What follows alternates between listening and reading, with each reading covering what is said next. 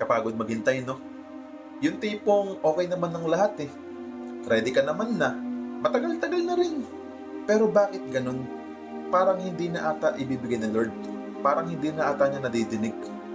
Sa video na to, pag-uusapan po natin itong story sa Acts chapter 3 kung saan merong pulubi na lumpo since birth. At sa hindi inaasahang pagkakataon, dumating yung araw. Finally, after 40 years of waiting, for the very first time ng kanyang buhay, naranasan niya rin pong maglakad. Sa New Testament, merong napakalaking templo noon sa Jerusalem na tinatawag na Herod's Temple. Okay? Now, itong napakalaki at napakagandang templo na to ay meron din pong napakalaki at napakagandang gate. Sa sobrang ganda ng gate na to, tinawag nila itong beautiful. Okay? At ito na, yung lumpo na pag-aaralan natin ay araw-araw pong dinadala doon sa beautiful gate para manglimos. Ang sitwasyon po nitong lalaki na to, lumpo po siya since birth. Okay? Never niya pong naranasan makalakad for around 40 years. Ganun pong katagal. Imagine na, for all your life, nanglimos ka na lang dahil sa sitwasyon mo. Hindi ka fit to work, kaya wala kang choice kundi maging pulubi na lang. Nasa sitwasyon po siya na hindi niya naman pinili in the very first place. What a hopeless situation. Kapatid, somehow nakaka-relate ka ba dito? Yung parang naghihintay ka na lang sa wala.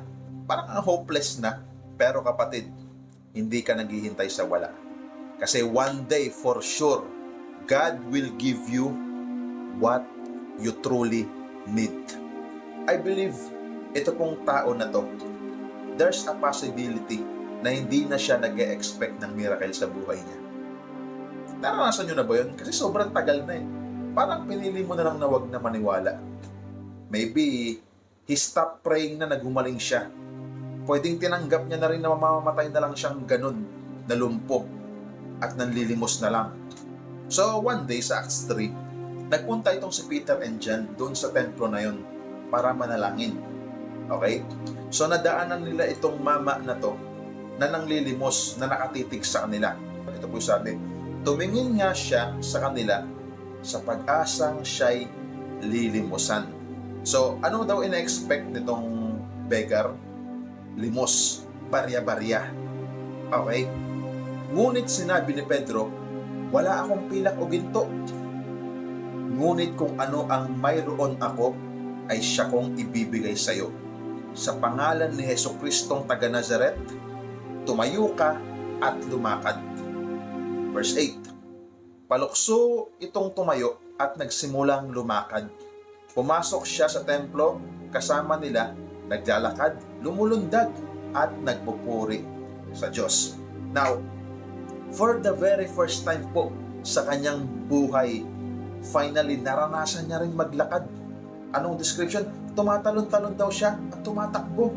Ina-expect niya ba na mangyayari yun sa kanya one day? No, hindi niya po ina-expect yun. Ano yung hiniling niya?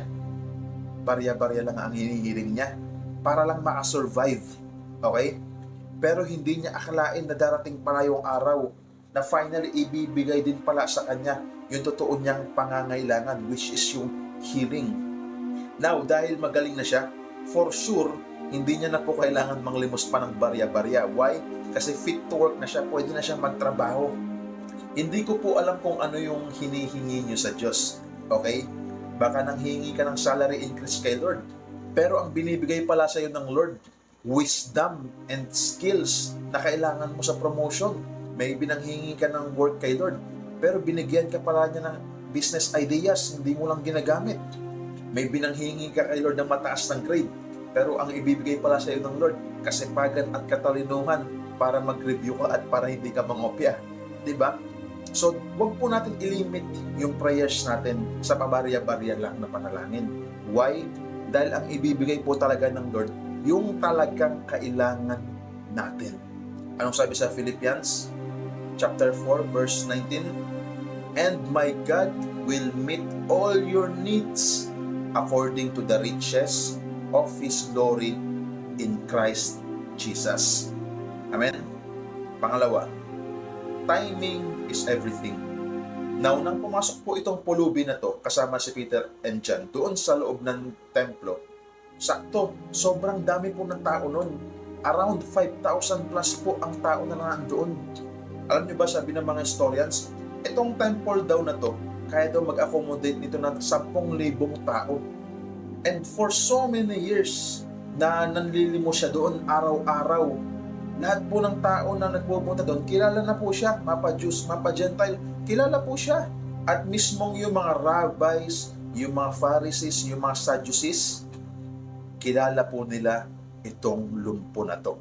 Kaya tingnan nyo, sabi sa verse 10, nang makilala nilang siya ang pulubing dati nakaupo, namamalimos sa pintuang maganda ng templo, namangha sila at nagtaka sa nangyari sa kanya. At alam niyo po ba na ang Panginoong Hesus mismo ay nagpupunta rin sa templo na to? Kaya for sure, itong pulubi na to, nadadaanan niya to lagi. For sure, itong pulubi na to, kilala niya rin at alam niya yung sitwasyon at alam niya na kailangan ito ng healing. Pero bakit hindi niya pinagaling? Imagine na, dinadaan-daanan ka lang ng sikat na healer, sila pinapagaling, ikaw hindi. Why? Bakit? Because timing is everything. Imagine if nakareceive siya ng healing nang walang crowd sa paligid. Wala pong eyewitness. Dahil sa sobrang haba ng panahon na nanglilimos siya doon araw-araw, thousands of people na po ang nakakakilala sa kanya at alam na siya talaga ay isang lumpo, walang bahid ng kasinungalingan. Now, dahil itong libu-libong tao na to ay kilala na siya, they can't deny the miracle. Kahit yung mga Pharisees na galit kay Jesus at kay Peter and John, hindi rin po nila ma-deny, hindi nila maitanggi na talagang may milagrong nangyari doon sa lumpo. Baka nga kani-kanina lang inabutan pa nila ng lumusyon Tapos makikita nila nagtatalon na doon, nagpupuri sa Panginoon.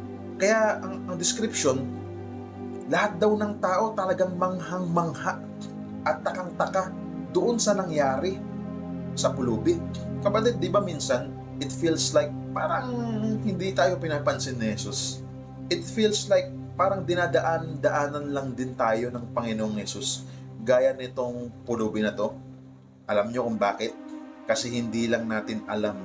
Nag-o-orchestrate pala si God ng mga sitwasyon behind the scenes. Para pag everything is ready na and tama na yung oras, yung blessing, hindi lang yan para sa'yo. Magiging testimony mo rin po yan sa mga tao na nakapaligid sa'yo. At pag nangyari yung araw na yun na sinagot na ng Diyos yung panalangin mo, hindi po nila madedenay na totoong may ginawa talaga yung Diyos sa buhay mo. Gagamitin po talaga ni Lord ang mga hopeless situations natin to display His power sa mga kaibigan mo, sa mga ka-workmates mo, sa mga kamag-anak mo, para pag binigay na ni Lord yung hinihiling mo, kung ano man yan, very evident po sila na totoo ang iyong Diyos na sinasamba.